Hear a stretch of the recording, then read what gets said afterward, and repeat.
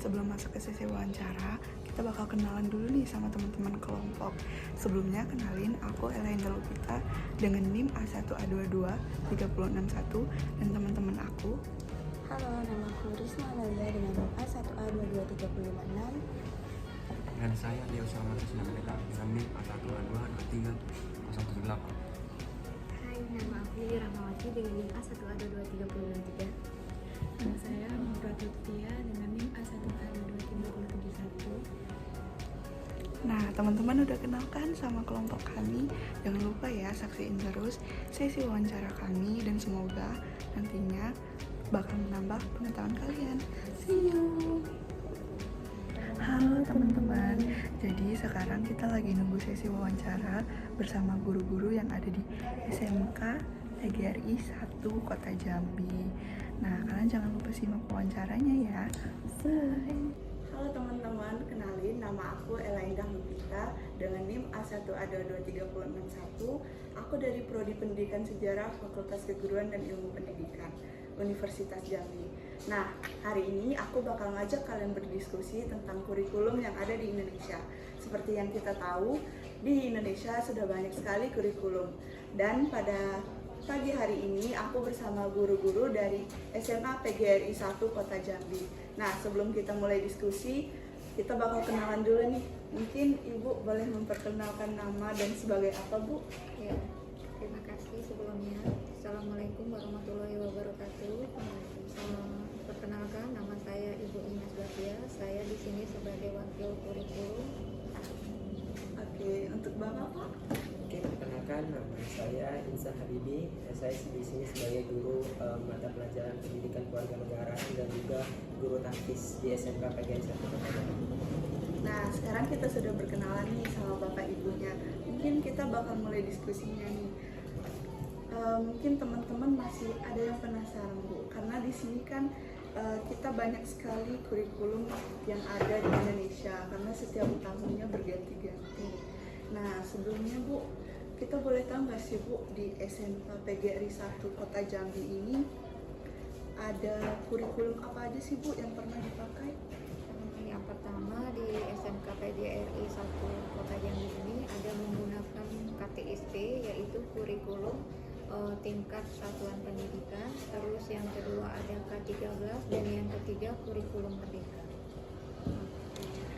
Nah, jadi teman-teman di SMA PGRI itu sudah menggunakan termasuk banyak sekali kurikulum. Dan selanjutnya Bu, kalau sekarang SMK PGRI 1 ini menggunakan kurikulum apa sih Bu? Kita menggunakan kurikulum merdeka sesuai dengan peraturan yang telah ditetapkan oleh pemerintah. Menggunakan kurikulum merdeka menggantikan kurikulum K13. Nah, gitu teman-teman. Jadi di SMK PGRI 1 Kota Jambi ini sudah menggunakan kurikulum merdeka seperti SMA atau SMK lainnya. Nah, kita masuk diskusi yang ketiga nih teman-teman. Bapak kalau boleh tahu kurikulum apa sih yang mungkin bisa dibilang paling gampang, paling efektif atau implementasinya paling mudah lah kalau untuk di SMK PGRI 1 Kota Jambi ini sendiri? Oke, nah jadi kalau untuk kurikulum itu sebenarnya tidak ada yang lebih efektif ataupun tidak efektif, semuanya sama. Cuman tetapi kita lebih tergantung gurunya lebih mana yang bisa untuk dipahami tentang kurikulum. Apalagi memang di Indonesia ini untuk kurikulum ini memang selalu diganti-ganti. Nah, jadi sebenarnya kesulitannya itu sebenarnya ada di guru dan siswa juga. Susah untuk menyesuaikan antara kurikulum yang lama dengan kurikulum yang baru ini. Jadi kalau untuk lebih efektifnya semuanya efektif. Kurikulum itu semuanya bagus. Nah, gitu teman-teman. Kalau penjabaran dari Bapak sendiri, kurikulum itu sebenarnya efektif, cuman tergantung bagaimana dari siswa dan gurunya harus menyesuaikan dari kurikulum yang berubah-ubah yang ada di Indonesia. Nah, selanjutnya teman-teman, tadi kan kita bertanya tentang efektifnya kan. Nah, kira-kira setelah efektifnya ada nggak sih Pak kurikulum yang sulit buat diimplementasikan atau dalam artian itu benar-benar sulit lah untuk diterapkan oleh guru-guru ataupun siswanya. Oke. Gini ya, kurikulum itu sebenarnya tidak ada yang sulit. Kurikulum itu sebenarnya sama, cuman beda namanya, dari K13 menjadi kurikulum merdeka, intinya sama, cuman misalnya pergantian nama-namanya aja yang beda. Nah, kurikulum itu bisa tidak ada yang sulit. Kurikulum yang sulit itu diterapkan dapat disebabkan oleh berbagai faktor, seperti kurangnya pemahaman guru, keterbatasan siswa, prasarana, dan ketidaksesuaian kurikulum dengan kebutuhan. Untuk itulah guru kan kurang pemahaman guru itu, guru belum memahami konsep dan filosofi kurikulum baru. Karena itulah dengan diadakannya pelatihan dari dinas, mengundang para narasumber untuk memberikan pelatihan kepada guru tentang kurikulum merdeka. Nah gitu teman-teman, sama-sama hal seperti efektif tadi, tidak ada kurikulum yang benar-benar sulit, tetapi tergantung bagaimana gurunya lagi harus memahami kurikulum tersebut. Nah maka dari itu bakal disediakan dari mungkin pemerintahnya sendiri bakal menyediakan bagaimana pelatihan-pelatihan untuk guru itu sendiri. Nah mungkin lanjut ke untuk diskusi selanjutnya Bapak, mungkin Pak, apa aja sih perubahan yang ada dalam penggunaan kurikulum saat ini Pak? Oke. Kalau untuk perubahan untuk digunakan kurikulum saat ini itu sebenarnya tidak terlalu banyak, tapi ada beberapa. Yang pertama itu kurikulum merdeka itu bisa merubah konsep ulang pembelajaran. Nah jadi apalagi adanya kurikulum merdeka, siswa itu tidak jenuh belajar di kelas terus kan. Kalau kurikulum sebelumnya kan mungkin nggak ada kayaknya P5 ya, Bu Mas P5 project. Nah kalau sekarang kita ada P5, contohnya kayak di SMK PGRI ini ada P5-nya telur asin. Ya, jadi di situ siswa itu bukan hanya diajarkan untuk pelajaran di kelas, tapi di luar kelas juga. Contohnya dengan pembuatan telur asin itu bagaimana sih prosesnya dari mulai telur biasa menjadi telur yang asin, itu kan banyak prosesnya. Di situ siswa juga bisa mendapatkan ilmu baru dari P5 tersebut sampai dengan pemasarannya. Jadi itulah tadi kelebihan dari kurikulum merdeka, bukan hanya pelajaran di dalam kelas tapi di luar kelas ada juga, supaya siswa itu tidak jenuh belajar di kelas terus. Oke, nah seperti itu teman-teman, kelebihan dari kurikulum merdeka itu sendiri, bagaimana siswa itu nggak hanya cuma di kelas teman-teman, tapi juga bagaimana mereka bisa berekspresi di luar kelas tentang apa saja yang harus mereka lakukan.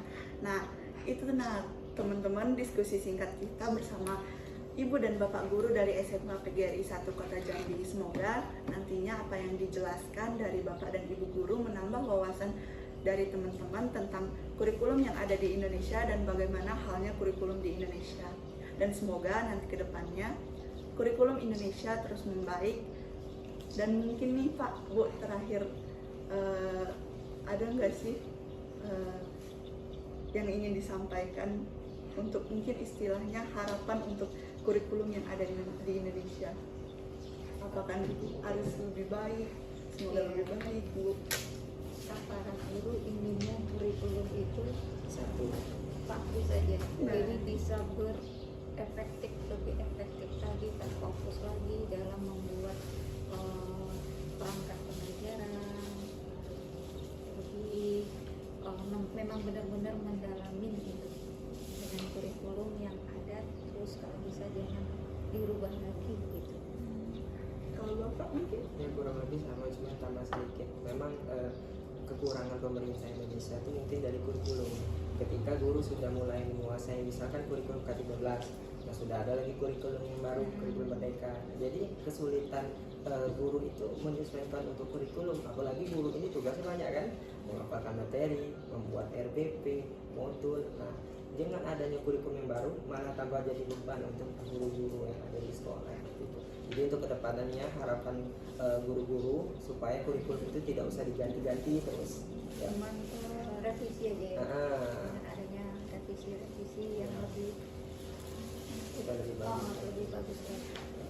Nah itu teman-teman, problemnya masih sama, berarti kurikulum Indonesia itu harus tidak selalu mengalami perubahan, tetapi bagaimana revisi-revisinya saja yang harus ditentukan agar guru-gurunya dapat menguasai. Nah, sebelumnya terima kasih Ibu Bapak telah menemani diskusi pagi hari ini. Mungkin sampai berjumpa di wawancara siswa selanjutnya. Sampai jumpa. Terima kasih Ibu Bapak. Halo teman-teman, jadi kita bakal OTW ke kelas dari siswa-siswa, kita bakal wawancara siswa-siswa setelah kita wawancara guru tadi, dan kita bakal tanya-tanya mereka tentang kurikulum yang ada di Indonesia. Kalian jangan lupa ya, tonton terus. Bye-bye.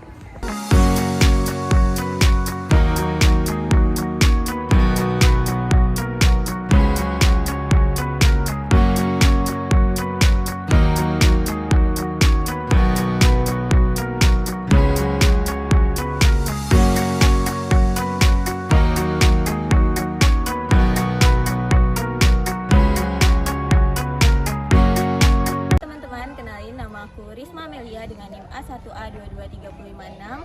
Aku dari Universitas Jambi, Prodi Pendidikan Sejarah, Fakultas Keguruan dan Ilmu Pendidikan. Nah, kali ini aku berada di SMK PGRI 1 Kota Jambi. Nah, kali ini aku mau mewawancarai salah satu murid yang ada di sini tentang kurikulum yang ada di sekolah ini. Nah, sebelumnya perkenalkan dulu, namanya siapa? Perkenalkan, nama saya Helen dari kelas 11 BR. Oke Helen, mungkin kakak mau tanya, kurikulum apa sih yang digunakan di sekolah kamu? Kami di sekolah memakai kurikulum Merdeka. Nah, apakah tugas yang kalian dapat tuh sudah sesuai dengan kemampuan kalian sendiri? Misalnya ada tugas, ulangan, itu sudah sesuai nggak dengan kemampuan kalian sendiri? Menurut saya, tugas yang diberikan oleh guru saya itu sudah akurat dan bisa untuk saya kerjakan. Oke, terima kasih. Iya. Halo teman-teman, perkenalkan nama saya Lili Rahmawati dengan NIM A1A22363. Saya dari Fakultas Keguruan dan Ilmu Pendidikan dari Prodi Pendidikan Sejarah. Saya sedang berada di SMK PGRI 1 Kota Jambi. Di sini saya akan mewawancarai salah satu murid yang ada di SMK PGRI. Boleh perkenalannya? Perkenalkan, nama saya Anggi, kelas X. Baik. Di sini kakak akan bertanya, senang nggak? Di sini kan menggunakan kurikulum Merdeka. Menurut Anggi, senang nggak sih dengan adanya kurikulum Merdeka? Oke. Selanjutnya, menurut pendapat Andi, bagaimana sih cara guru dalam mengajar kalian?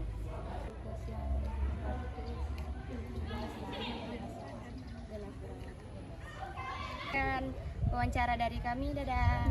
Kenalkan, nama saya Leus Herman Sasnambela dari Prodi Pendidikan Sejarah, Fakultas Keguruan dan Ilmu Pendidikan. Nah, sekarang saya berada di SMK PGRI 1 Kota Jambi. Ini saya akan mewawancarai salah satu siswa dari SMK PGRI 1 Kota Jambi. Boleh perkenalan dulu? Perkenalkan, nama saya Putri Sama dari kelas 11 Kemasan. Di sini saya akan mulai pertanyaannya, yaitu pernah nggak menggunakan kurikulum selain kurikulum Merdeka? Kalau di sini enggak, waktu saya awal masuk itu langsung menggunakan kurikulum Merdeka. Berarti belum pernah ya? Hai, nama saya Malva Tia dengan NIM 71. Saya dari Prodi Pendidikan Sejarah, Fakultas FKIP. Ini enggak? Kakak boleh bertanya? Perkenalkan, nama saya Masyuri dari kelas 11 DDP. Pada saat kurikulum Merdeka ini, tugas proyek apa yang pernah dikerjakan? Proyek P5 dengan membuat telur asin.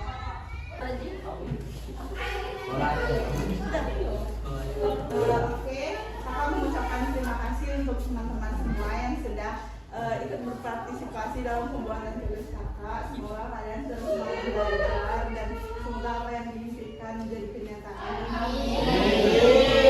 Terima kasih semuanya.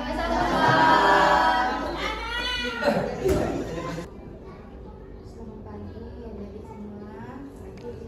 Terima kasih sudah memilih sekolah kami untuk menjadi sampel untuk kegiatan adik-adik semua. Mudah-mudahan informasi yang disampaikan oleh Pak Habibie dan Ibu Nimas itu sesuai dengan yang diharapkan, ya, dengan koridor-koridor yang untuk mendapatkan nilai yang bagus lagi sama, ya, dan pengetahuan tentunya. Oh, Bu. Mungkin ada lagi yang mau disampaikan atau ditanyakan? Selalu diarahkan dari awal sampai sekarang, dan terima kasih juga tadi Ibu Bapak Guru sudah mau membantu kami menjawab untuk tugas-tugas. Tadi juga sudah bersama siswa, Bu. Tadi siswanya juga asik-asik, seru-seru, mereka bisa diajak kerjasama. Dan mungkin kami nggak bisa ngasih apa-apa, Bu. Mungkin permohonan terima kasih kami yang sebesar-besarnya. Semoga nanti setelah video kami selesai finishing edit, nanti mungkin bisa kami kirimkan linknya, dan semoga nanti juga ada promosi-promosi kami supaya orang-orang bisa tahu SMK PGRI 1 Kota Jambi, Bu. Ada lagi yang disampaikan? Cukup aja itu sih, Bu. Terima kasih adik-adik ya. Kita tolong dipromosikan karena sekolah. Itu aja. Terima kasih sudah berkunjung ke sekolah kami, sudah jalan-jalan. Mudah-mudahan informasi yang diberikan sesuai dengan harapan adik-adik semua dan bisa membantu adik-adik semua. Kalau mau magang di sini juga boleh. Ini kan guru sejarah ya. Kebetulan kita belum ada guru yang basicnya ya. Kalau Pak Habib ini kan agama yang basicnya sejarah tuh belum ada. Ternyata di Unja ada ya, jurusan sejarah ya. Sudah ada yang wisuda. Sudah banyak.